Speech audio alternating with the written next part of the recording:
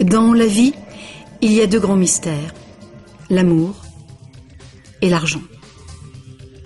Qu'est-ce que l'amour?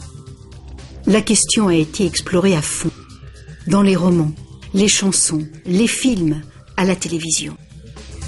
Mais pas la question, qu'est-ce que l'argent? La théorie de l'argent n'a jamais inspiré de film à grand succès, et ça n'a rien d'étonnant.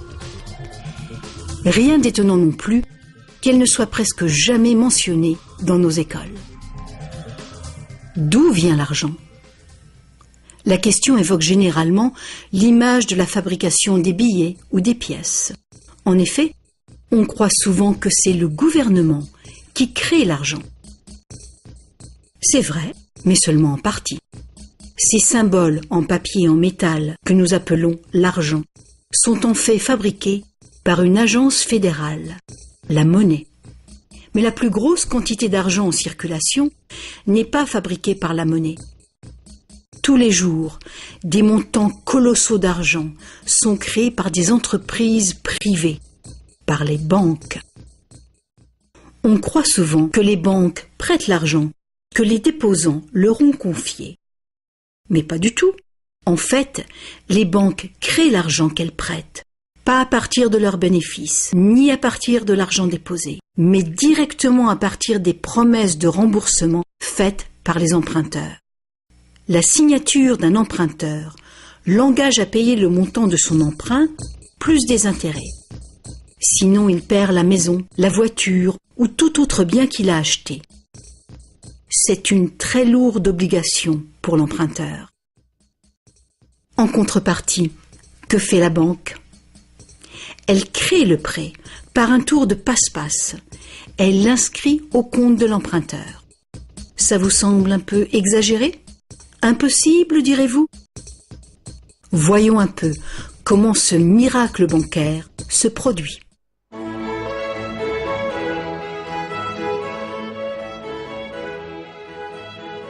Au fil de l'histoire, l'argent a pris bien des formes.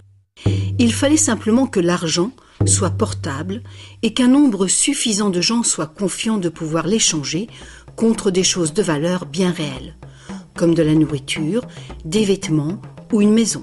L'argent a pris la forme de fèves de cacao, de coquillages, de pierres et même de plumes. L'or et l'argent étaient des métaux attrayants, faciles à travailler. Certaines cultures sont devenues expertes dans ce travail. En frappant des pièces de monnaie, unité standard dont le poids et la pureté étaient certifiés, les orfèvres ont facilité le commerce. Bien vite, pour protéger tout son or, l'orfèvre a eu besoin d'une chambre forte. Les villageois sont venus frapper à sa porte. Ils voulaient louer un peu de place dans cette chambre forte pour garder leur or et leurs objets de valeur bien en sécurité. L'orfèvre a fini par louer tout son espace dans sa chambre forte. La location lui a rapporté un petit bénéfice. Les années sont passées et notre orfèvre a constaté une chose fort importante. Les déposants venaient rarement chercher leurs pièces d'or et ils ne venaient jamais tous en même temps. Il faut dire que les reçus faits par l'orfèvre étaient utilisés sur le marché comme s'ils étaient véritablement l'or qu'ils représentaient. Cet argent papier était plus pratique que les lourdes pièces et les montants pouvaient tout simplement être écrits au lieu d'être comptés laborieusement. Entre-temps, l'orfèvre a commencé une autre affaire. Il s'est mis à prêter son or en demandant des intérêts. Comme les reçus devenaient de plus en plus acceptés à titre de paiement, les emprunteurs ont demandé leur emprunt sous cette forme. Et comme l'industrie prenait de l'expansion, de plus en plus de gens ont demandé des prêts à l'orfèvre. Alors, l'orfèvre a eu une idée plus géniale encore. Il savait que ces déposants venaient rarement chercher leurs pièces d'or. Il a donc pensé qu'il pouvait faire des prêts couverts par l'or de ces déposants. Aussi longtemps que les emprunts seraient remboursés, les déposants n'en sauraient rien. Et l'orfèvre, maintenant plus banquier qu'artisan, feraient de gros bénéfices.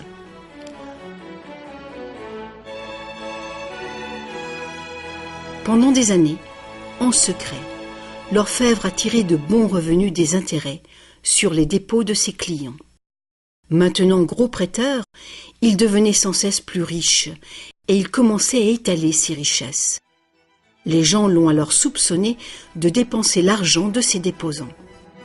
Ensemble, ils l'ont menacé de retirer tout leur or si l'orfèvre ne s'expliquait pas sur sa richesse si soudaine. Contrairement à ce qu'on pourrait croire, la situation n'a pas tourné au désastre pour l'orfèvre. Malgré sa duplicité, il a pu montrer que les déposants n'avaient rien perdu. L'or était toujours en sécurité dans la chambre forte. Au lieu de reprendre leur or, les déposants ont demandé à l'orfèvre, devenu leur banquier, de leur verser une partie des intérêts. C'est ainsi que les banques sont nées. Le banquier payait un taux d'intérêt bas sur les dépôts et il faisait payer un dépôt d'intérêt plus élevé sur les prêts. La différence couvrait les frais de fonctionnement et ses bénéfices. La logique du système était simple comme bonjour et semblait être un moyen raisonnable de satisfaire la demande de crédit. Mais les banques ne fonctionnent plus du tout comme ça. L'orfèvre banquier n'était pas du tout satisfait du revenu qui restait après le partage des bénéfices avec ses déposants. La demande de crédit a augmenté rapidement, mais ses prêts restaient limités par le montant d'or dans la chambre forte. Alors, une idée plus géniale encore lui est venue à l'esprit. Puisqu'il était le seul à savoir combien d'or il y avait dans la chambre forte, il pourrait prêter des chèques garantis par de l'or qui n'existait même pas. Aussi longtemps que les déposants ne viendraient pas tous en même temps réclamer leur or, personne ne le saurait. Ce nouvel arrangement fonctionnait à merveille et le banquier est devenu immensément riche avec les intérêts payés sur de l'or inexistant. L'idée que le banquier puisse créer de l'argent à partir de rien était trop outrageuse. Longtemps, personne n'a rien soupçonné. Mais le pouvoir d'inventer de l'argent est monté à la tête du banquier. Bientôt, l'importance des prêts et l'opulence du banquier ont déclenché de nouveaux soupçons. Certains emprunteurs ont demandé de l'or véritable plutôt que des chèques, et les rumeurs ont monté. Plusieurs déposants fortunés sont venus réclamer leur or. La fin du jeu était proche. Une foule de gens, brandissant des chèques, se sont rassemblés devant les portes closes de la banque. Hélas, le banquier n'avait pas assez d'or pour couvrir tout l'argent papier qu'il avait émis. Pour la première fois, il y avait une ruée sur la banque. Et c'est un phénomène qui épouvante tous les banquiers. Ce phénomène de retrait massif a ruiné des banques individuelles et a endommagé la confiance du public envers les banquiers. Il aurait été simple alors d'interdire cette pratique de créer de l'argent à partir de zéro. Mais les immenses crédits offerts par les banquiers étaient devenus essentiels à l'expansion du commerce européen. La pratique a donc été légalisée et réglementée. Les banquiers ont accepté de respecter des limites sur les montants d'argent fictifs qu'ils pouvaient prêter. Mais ces montants fictifs restaient bien supérieurs à la valeur réelle de l'or déposé dans la chambre forte. Bien souvent, le taux était de 9 $ fictifs pour 1 $ en or. Des inspections surprises permettaient de faire respecter ces réglementations. Un arrangement a aussi été conclu. En cas de ruée sur une banque, les banques centrales soutiendraient les banques locales en leur prêtant de l'or.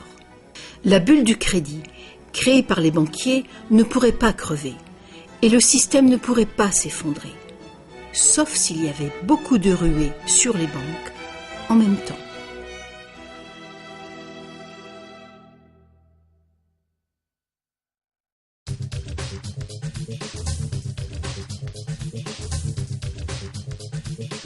Petit à petit, le système de réserve fractionnelle, soutenu par une banque centrale, est devenu le système monétaire dominant dans le monde. Et la fraction d'or qui garantissait l'argent créé par le processus de dette est progressivement arrivée à zéro. La nature même de l'argent a changé. Autrefois, un dollar en papier était en fait un reçu avec lequel on pouvait réclamer un poids fixe d'or ou d'argent. Actuellement, un dollar papier ou un dollar numérique peut uniquement être échangé pour un autre dollar papier ou un autre dollar numérique. Autrefois, le crédit créé par une banque privée existait sous forme de billets de banque privée. Les gens avaient le droit de refuser ces billets, tout comme ils peuvent refuser un chèque personnel aujourd'hui. À présent, le crédit créé par une banque privée est légalement convertible en devises fiduciaires émises par le gouvernement, comme les dollars, les livres sterling ou les euros. Les devises fiduciaires sont des devises créées par un décret gouvernemental. Des lois en font la monnaie que les citoyens doivent accepter pour paiement. Alors la question subsiste. Si les gouvernements et les banques peuvent tout simplement créer de l'argent, combien y a-t-il d'argent dans le monde ? Autrefois, le montant total d'argent était limité par les quantités physiques des éléments utilisés comme garantie. Par exemple, pour créer plus d'argent basé sur l'or, il fallait trouver davantage d'or. À présent, on crée vraiment l'argent à partir de dettes. Chaque fois que quelqu'un fait un emprunt à une banque, de l'argent est créé. Le montant total d'argent qu'il est possible de créer n'a qu'une seule limite réelle, le montant total de la dette.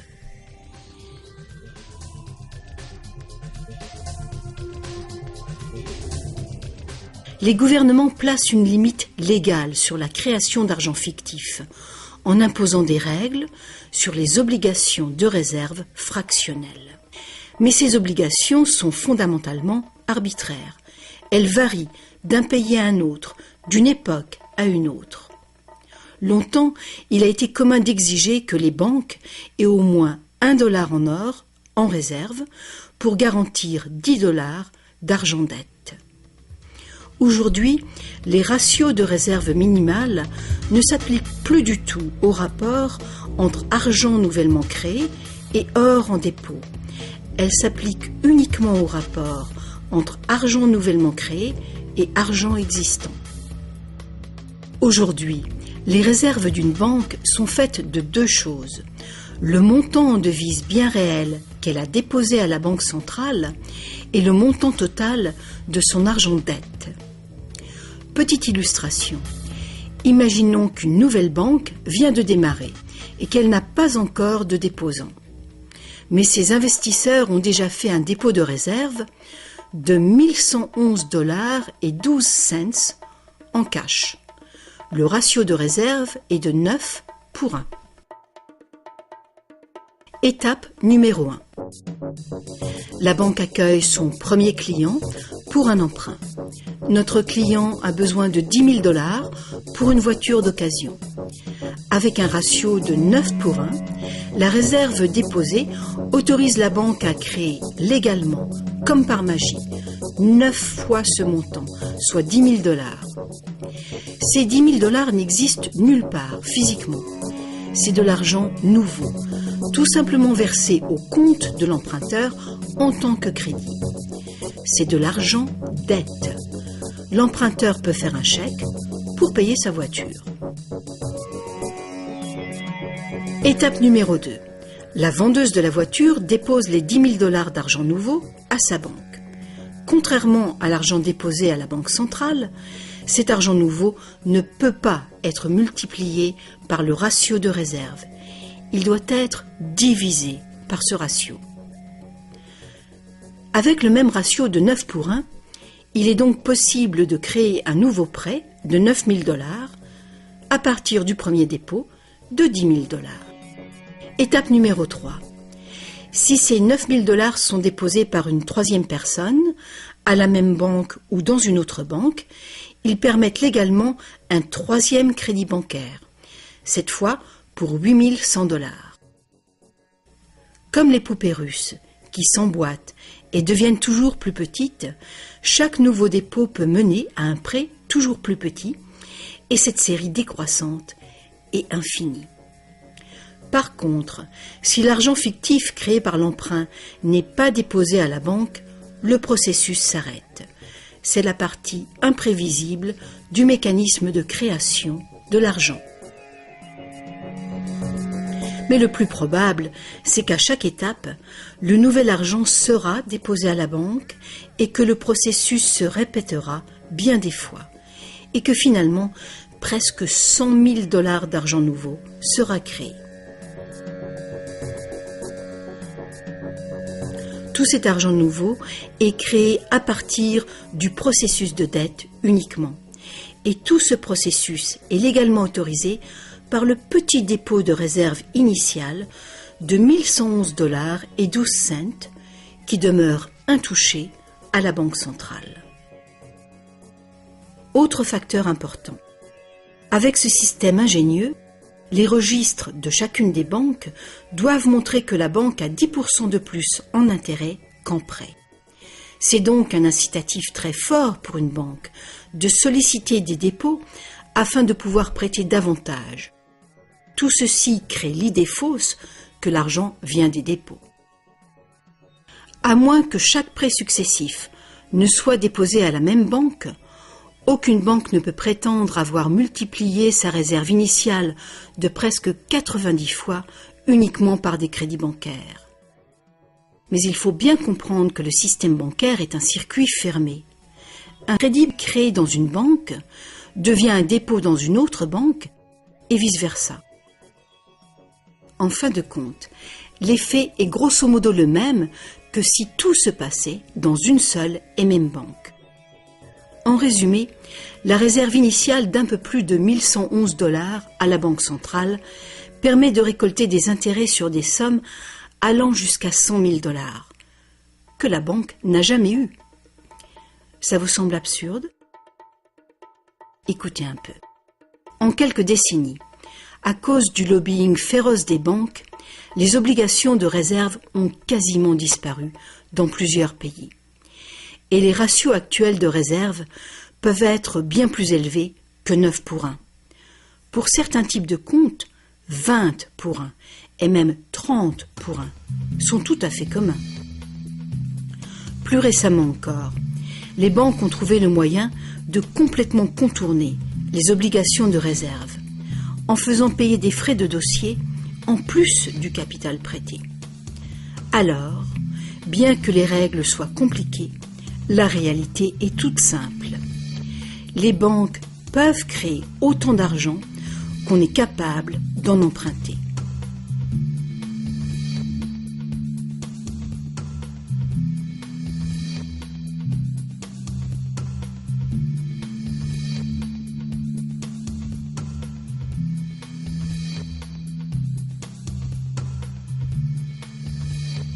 En dépit des images qu'on nous montre, l'argent créé par le gouvernement représente en général moins de 5% de l'argent en circulation. Aujourd'hui, plus de 95% de l'argent a été créé par quelqu'un qui a signé une reconnaissance de dette à une banque. Ces crédits bancaires apparaissent et disparaissent en quantité phénoménale tous les jours, au fur et à mesure que des prêts sont accordés ou remboursés.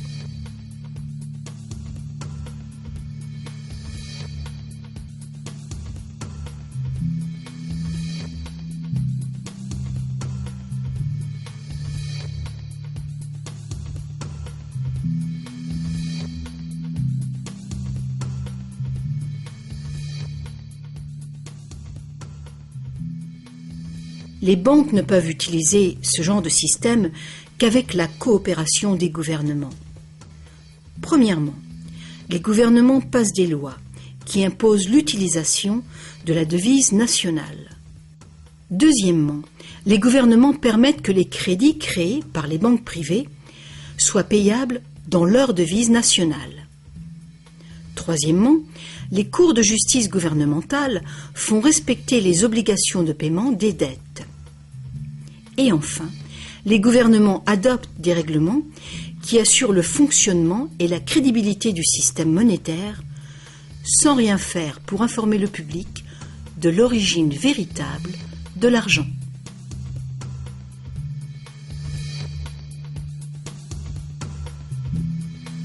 La simple vérité, c'est que quand on signe les papiers d'un emprunt ou d'une hypothèque, la seule chose réelle est notre reconnaissance de dette. Cette reconnaissance de dette est garantie par nos actifs qui seront confisqués si on ne peut pas payer les remboursements. Pour toute personne qui croit que nous allons honorer notre promesse, cet accord de prêt ou d'hypothèque est maintenant un papier échangeable et vendable. Ce papier représente une forme d'argent. L'emprunteur obtient de l'argent grâce à son soi-disant prêt bancaire. Dans le monde réel, un prêt implique que le prêteur a quelque chose à prêter. Si vous avez besoin d'un marteau, ma promesse de vous prêter un marteau que je n'ai pas ne vous servira strictement à rien. Mais dans le monde artificiel de l'argent, la simple promesse faite par une banque de vous prêter de l'argent est considérée comme de l'argent véritable.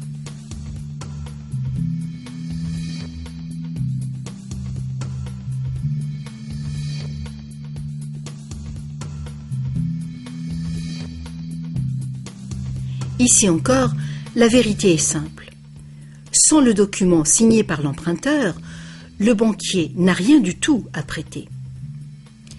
Est-ce que vous vous êtes déjà demandé comment tout le monde, les gouvernements, les entreprises, les familles, peut être endetté en même temps et pour des sommes aussi colossales? Est-ce que vous vous êtes demandé comment il peut y avoir autant d'argent à emprunter? Maintenant, vous le savez. Il n'y en a pas. Les banques ne prêtent pas l'argent, elles le créent, et c'est de l'argent dette. Comme la dette est potentiellement illimitée, la quantité d'argent créée est illimitée, elle aussi. Mais l'inverse est vrai également. Vous n'êtes pas étonné qu'en dépit de toutes nos ressources, toutes nos inventions et toute notre productivité, nous soyons presque tous si lourdement endettés, aussi bien les gouvernements que les entreprises et les particuliers? Ah, si seulement les gens cessaient de se demander comment est-ce possible? Comment se peut-il que les gens qui produisent toute la richesse réelle soient endettés envers les gens qui ne font que prêter de l'argent, symbole de cette vraie richesse? Le plus étonnant, c'est qu'une fois que nous réalisons que l'argent est en fait une dette, nous comprenons que sans dette, il n'y aurait pas d'argent.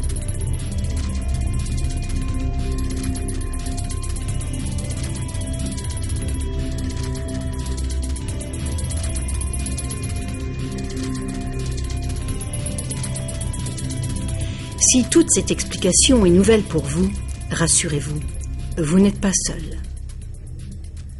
Beaucoup de gens s'imaginent que si toutes les dettes étaient payées, la situation économique irait beaucoup mieux.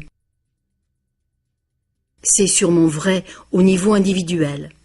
Quand on a remboursé ses prêts, on a davantage d'argent à dépenser.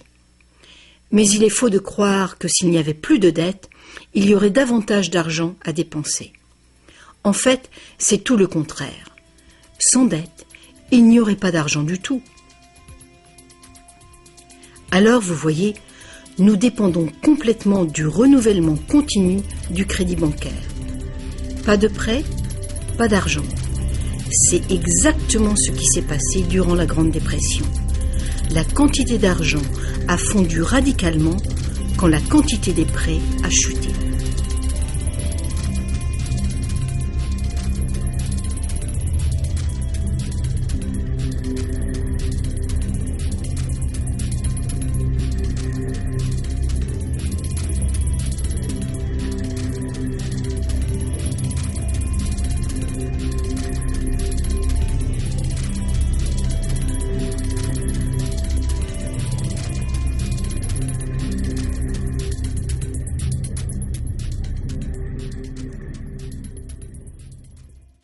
Il faut bien souligner que les banquiers créent uniquement le montant du principal. Ils ne créent pas l'argent qui sert à payer les intérêts. Alors, d'où vient cet argent ? Le seul endroit où les emprunteurs peuvent obtenir de l'argent pour payer les intérêts est l'ensemble des fonds de l'économie générale. Mais presque tous ces fonds ont été créés de la même façon, à partir de crédits bancaires. Donc partout, il y a des emprunteurs qui se trouvent dans la même situation. Ils cherchent désespérément l'argent pour rembourser le principal et les intérêts dans une réserve globale d'argent qui ne contient que le principal. Il est tout à fait impossible pour tout le monde de payer le principal plus les intérêts, car l'argent des intérêts n'existe pas. Une formule mathématique simple le montre. Le grand problème, c'est que pour les emprunts à court terme comme les hypothèques et les emprunts gouvernementaux, où les intérêts dépassent de loin le principal, les risques de saisie et donc les dangers pour l'économie sont très grands, à moins de créer beaucoup d'argent pour payer les intérêts. Pour que la société continue de fonctionner, le taux des saisies doit rester bas. De plus en plus de nouvelles dettes doivent être créées pour trouver l'argent qui servira à payer les dettes précédentes. Alors bien sûr, la dette totale augmente, et les intérêts aussi, ce qui cause une escalade exponentielle de l'endettement. Seul le temps qui sépare la création des nouveaux emprunts et leur remboursement empêche le manque d'argent global de mettre le système en faillite. Mais pendant que le monstre du crédit bancaire grossit, le besoin de créer toujours plus d'argent pour le nourrir devient toujours plus urgent. Pourquoi les taux d'intérêt sont-ils si bas ? Pourquoi recevons-nous des cartes de crédit que nous n'avons jamais demandées ? Pourquoi est-ce que le gouvernement dépense plus vite que jamais ?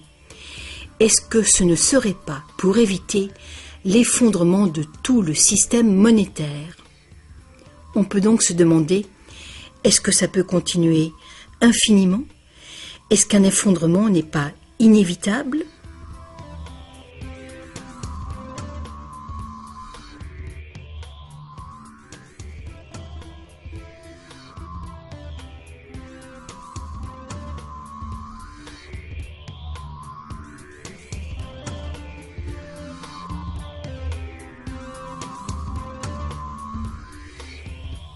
L'argent facilite la production et le commerce. Quand la quantité d'argent augmente, l'argent perd progressivement de sa valeur. C'est l'inflation. À moins que le volume de production et de commerce dans le monde réel augmente proportionnellement pour compenser cette augmentation. Ajoutez à cela que quand on parle d'une croissance économique de 3% par an, par exemple, on pourrait croire que c'est un taux constant. Eh bien, pas du tout. Les 3% de cette année représentent plus de matériaux, plus de produits, plus de services que les 3% de l'année précédente, car il s'agit de 3% d'un nouveau total.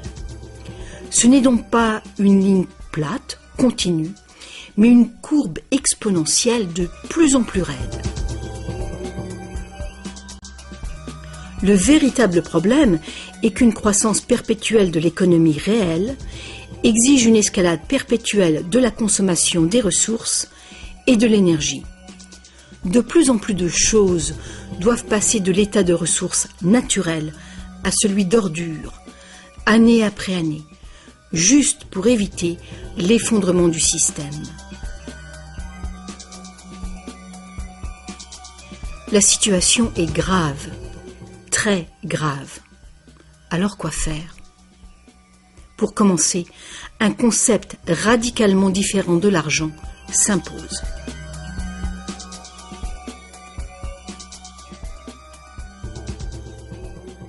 Le temps est venu pour les gens de se poser 4 questions simples et de les poser à leur gouvernement. Partout dans le monde, les gouvernements empruntent de l'argent avec intérêt aux banques privées. La dette gouvernementale est une composante majeure de la dette globale. et une énorme partie de nos taxes va au paiement de cette dette. Maintenant, nous savons que les banques créent l'argent qu'elles prêtent et que les gouvernements les autorisent à le faire. Nous savons aussi que les gouvernements créent les devises par décret et qu'ils ont au moins le même droit que les banques de créer leur propre argent.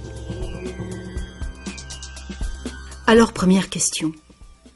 Pourquoi est-ce que les gouvernements choisissent d'emprunter de l'argent aux banques privées avec intérêt quand ils pourraient créer tout l'argent qu'il leur faut sans intérêt?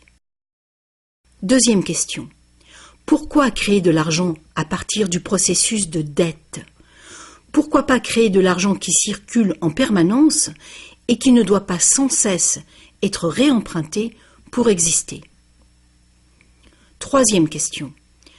Comment un système monétaire fondé sur l'accélération perpétuelle de la croissance peut-il servir à construire une économie durable? N'est-il pas évident qu'une croissance en accélération perpétuelle est incompatible avec la durabilité?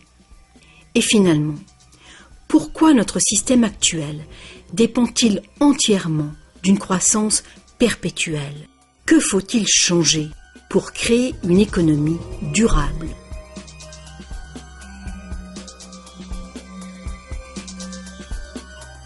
À une certaine époque, faire payer un intérêt quelconque sur un emprunt était qualifié d'usure et était passible de sanctions très sévères, allant jusqu'à la peine de mort.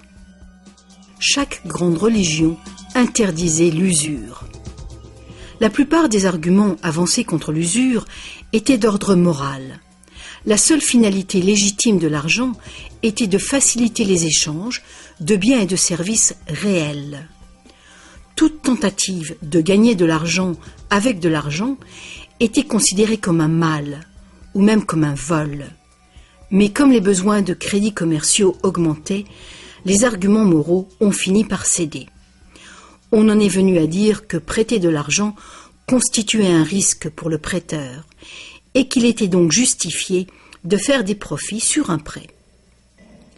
Aujourd'hui, ces notions semblent dépassées. Faire de l'argent avec de l'argent est considéré comme un idéal à poursuivre. Pourquoi travailler si on peut faire travailler son argent pour soi?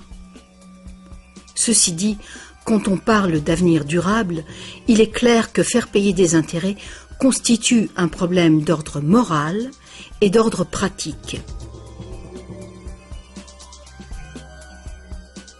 Imaginons une société capable de durer des siècles parce qu'au lieu de piller ses ressources, elle consomme uniquement ce qu'il lui faut dans l'immédiat.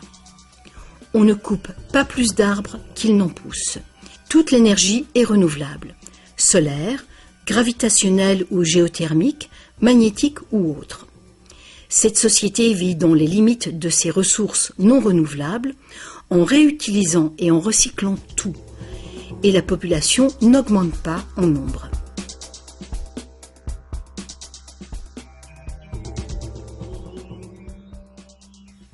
Cette société ne pourrait jamais fonctionner avec un système monétaire qui dépend complètement d'une croissance en accélération perpétuelle.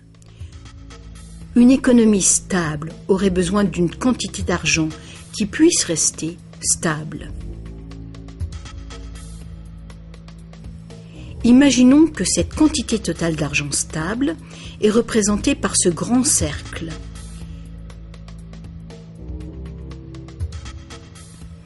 Imaginons aussi que les prêteurs doivent vraiment avoir de l'argent à prêter. Si des prêteurs, à l'intérieur de ce cercle, commencent à prêter de l'argent avec intérêt, leur part d'argent va s'agrandir. S'ils continuent de prêter, toujours avec intérêt, l'argent remboursé, quel sera le résultat? Que l'argent vienne de l'or, d'un décret gouvernemental ou d'une dette, les prêteurs vont s'accaparer la totalité de l'argent. Et après toutes les saisies, toutes les faillites, ils seront propriétaires de tous les biens immobiliers. Pour régler ce problème, il faudrait que les gains résultant des prêts avec intérêt soient distribués également parmi la population.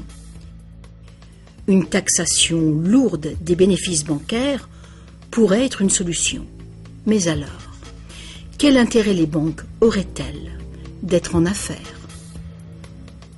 Si nous pouvions un jour nous libérer de cette situation, nous pourrions imaginer les banques comme des services sans but lucratif, qui travailleraient au service de la société. Les banques verseraient des dividendes universels aux citoyens ou prêteraient carrément sans intérêt du tout.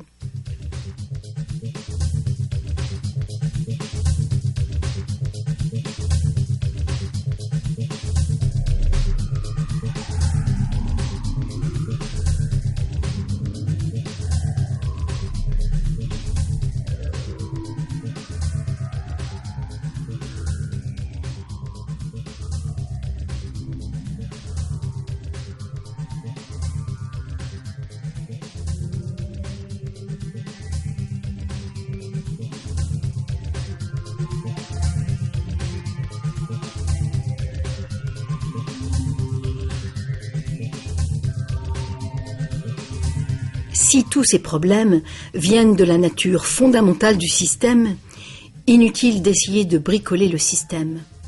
Il faut le remplacer. Beaucoup de critiques réclament un retour à l'étalon or, disant qu'il a fait ses preuves de fiabilité. Ils ignorent les arnaques qui peuvent être commises avec l'or. Limer les pièces, altérer le métal, le déprécier, accaparer le marché. Bref, toutes les pratiques déjà utilisées du temps de l'ancienne Rome qui ont contribué à sa chute. Certains préconisent un étalon argent, car ce métal est plus abondant que l'or, ce qui rend plus difficile le monopole du marché. Mais beaucoup de gens questionnent la pertinence de revenir aux métaux précieux. L'idée de porter de gros sacs pleins de pièces n'enchante personne. L'argent papier, l'argent numérique, le plastique, ou plus probablement l'argent biométrique, seront les moyens d'échange. Et ils présentent ce potentiel de créer de l'argent dette en quantité illimitée. En définitive, si l'or était à nouveau le seul étalon, tous les gens qui n'ont pas d'or se retrouveraient tout à coup sans argent. D'autres partisans des réformes monétaires ont conclu que l'avarice et la malhonnêteté sont les principaux problèmes et qu'il y a sans doute de meilleurs moyens de créer un système monétaire équitable et honnête sans passer par l'argent ou l'or. Des esprits inventifs ont proposé une variété d'options. Beaucoup de systèmes de troc privés créent de l'argent dette, mais ils le font ouvertement, sans intérêt. Un exemple est le système de troc où la dette est exprimée en promesse d'heures de travail. Tout travail est évalué de manière égale, en dollars, qui ont une équivalence en biens réels. Les frais du système sont couverts par des honoraires et non pas par des intérêts. Ce genre de système monétaire peut être mis en place par toute personne capable de concevoir un moyen de comptabiliser et de trouver des participants dignes de confiance. Mettre en place un système de troc local est une bonne mesure de planification d'urgence pour une communauté, même si ce système n'est guère utilisé actuellement. La réforme monétaire, comme la réforme électorale, est un vaste sujet qui exige une volonté de penser autrement et de changer. La réforme monétaire, comme la réforme électorale, ne sera pas facile, car les intérêts puissants qui bénéficient du système feront l'impossible pour conserver l'avantage. Sachant que l'argent n'est qu'une idée, et qu'en réalité, l'argent est uniquement ce qu'on fait de lui, voici une option simple à considérer. Le modèle suivant est basé sur des systèmes qui ont fait leurs preuves en Angleterre et en Amérique, mais qui ont été déstabilisés et détruits par les banquiers et leurs réserves fractionnelles. Pour créer une économie basée sur de l'argent permanent et libre d'intérêt, il suffirait que le gouvernement crée de l'argent et le dépense dans l'économie, de préférence dans des infrastructures durables comme les routes, les chemins de fer, les ponts, les ports et les marchés publics. Cet argent ne serait pas de l'argent dette, ce serait de l'argent valeur, qui aurait la valeur des infrastructures financées. Si ce nouvel argent facilitait une croissance proportionnelle du commerce, il ne causerait pas d'inflation du tout. Mais si les dépenses gouvernementales causaient l'inflation, deux interventions seraient possibles. L'inflation équivaut en fait à une taxe forfaitaire sur l'argent. Que l'argent perde 20% de sa valeur ou que le gouvernement nous taxe de 20%, l'effet sur notre pouvoir d'achat est exactement le même. Vu de cette manière, l'inflation pourrait remplacer la taxation, à condition de rester limitée et d'être utilisée à bon escient. Le gouvernement pourrait aussi choisir de lutter contre l'inflation en percevant des taxes qu'il retirerait ensuite de la circulation, réduisant ainsi la quantité d'argent pour restaurer sa valeur. Pour contrôler la déflation, c'est-à-dire la chute des salaires et des prix, il suffirait que le gouvernement dépense plus et mette plus d'argent en circulation. Sans la concurrence des dettes privées, les gouvernements auraient le contrôle des réserves d'argent de la nation. Le public serait donc qui blâmer si les choses allaient mal. Les gouvernements prendraient le pouvoir ou perdraient le pouvoir en fonction de leur capacité à maintenir la valeur de l'argent. Les gouvernements fonctionneraient surtout grâce aux taxes, comme maintenant, mais ces taxes auraient beaucoup plus de pouvoir financier, puisqu'il n'y aurait plus d'intérêt à payer. Il n'y aurait plus de dette nationale si le gouvernement crée uniquement l'argent dont il a besoin. Notre servitude collective et perpétuelle envers les banques, à cause de la dette gouvernementale, prendrait fin.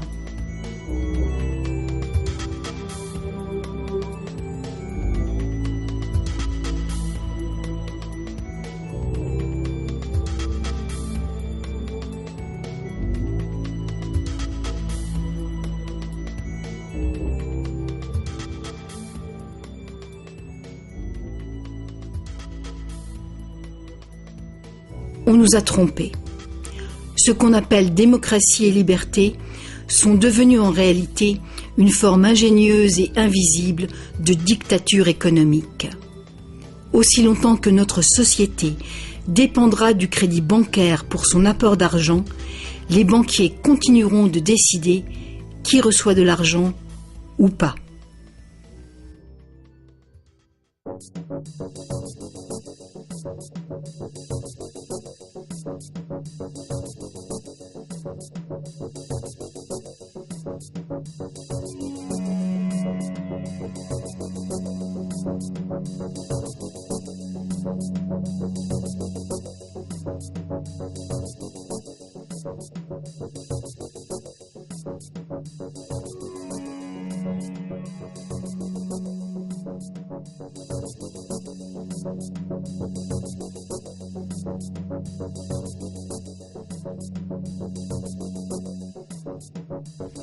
Peu de gens savent aujourd'hui que l'histoire des États-Unis, depuis la Révolution de 1776, a été en grande partie une lutte épique pour se libérer du contrôle des banques mondiales dominées par les Rothschild.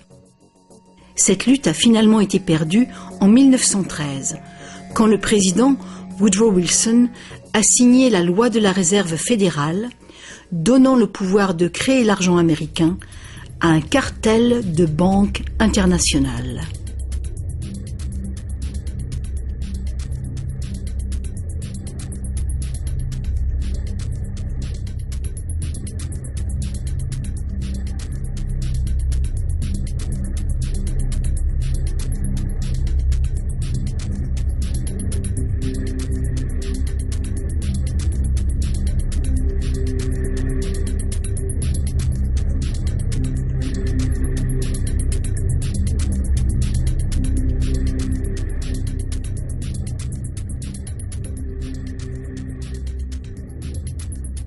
Le pouvoir de ce système est profondément ancré et le silence des médias et du monde de l'éducation à ce sujet est profond, lui aussi.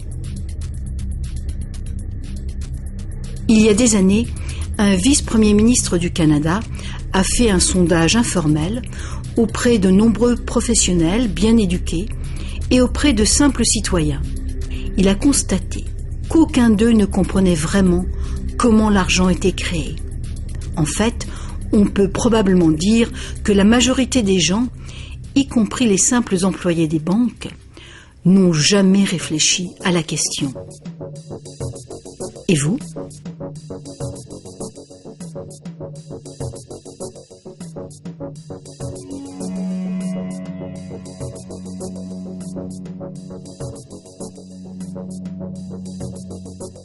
Le système moderne de l'argent-dette est né il y a un peu plus de 300 ans, quand la première banque d'Angleterre a été créée par une charte royale lui autorisant des prêts fractionnels de dépôt d'or au ratio de 2 pour 1.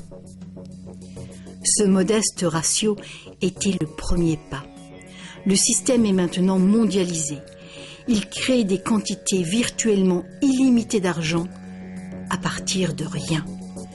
Et presque tout le monde sur la planète est enchaîné à une dette sans cesse grandissante, qui ne pourra jamais être repayée.